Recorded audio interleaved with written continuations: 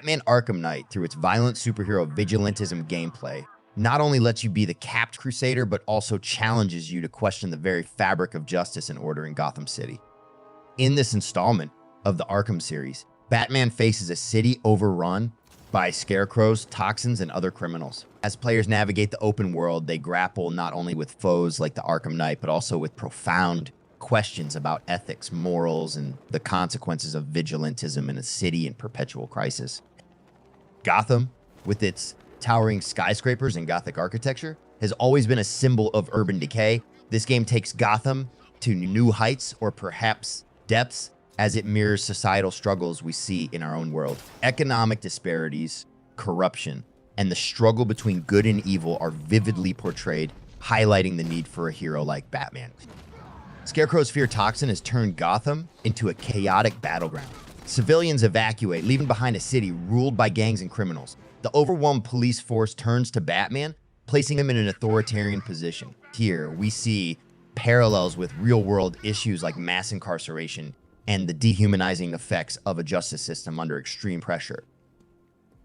This despair can be argued as a result of systemic issues, corruption, economic disparities, and the unleashing of Scarecrow's fear toxin. Batman's existence, while a beacon of hope for some, perpetuates a cycle of vendettas, contributing to the city's downward spiral.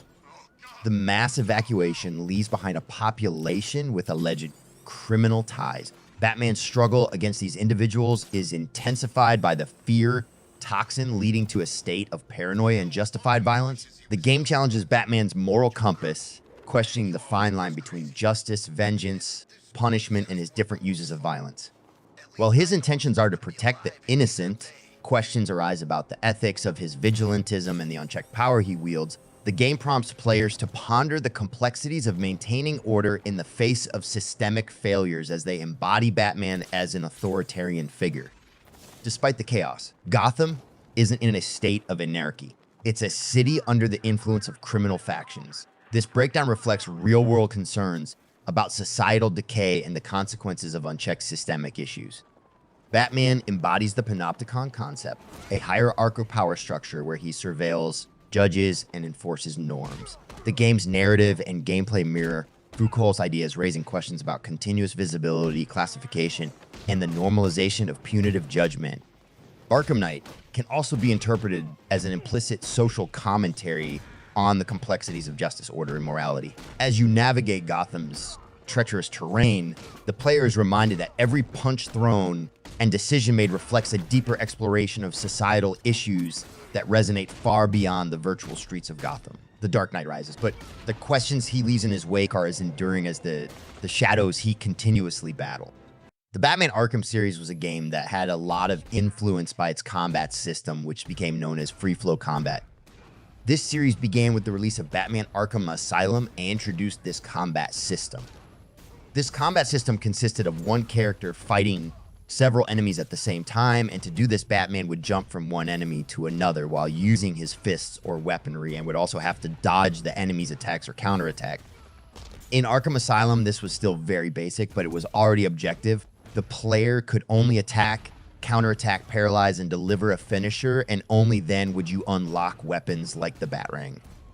In Arkham Knight, combat was more complex, as there were many different enemies and each of them had its own way of being defeated. Some of these ways require the use of tools.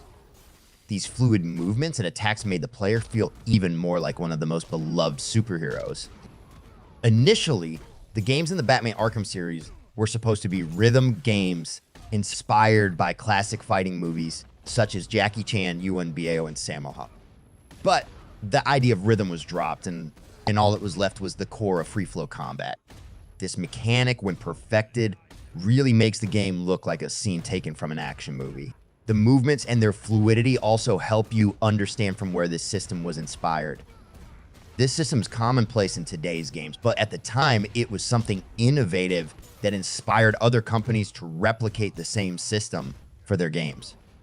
In 2018, we saw the release of one of the best superhero games ever, called Marvel Spider-Man, developed by Insomniac Games. Curiously, they are two of the most beloved superhero games, and they have the same combat system.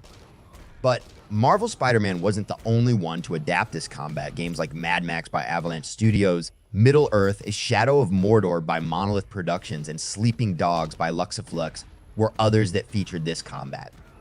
In other words, these games are excellent, but obviously each one has its own differences. And in the end, the Batman Arkham series built the city for other games to swing off.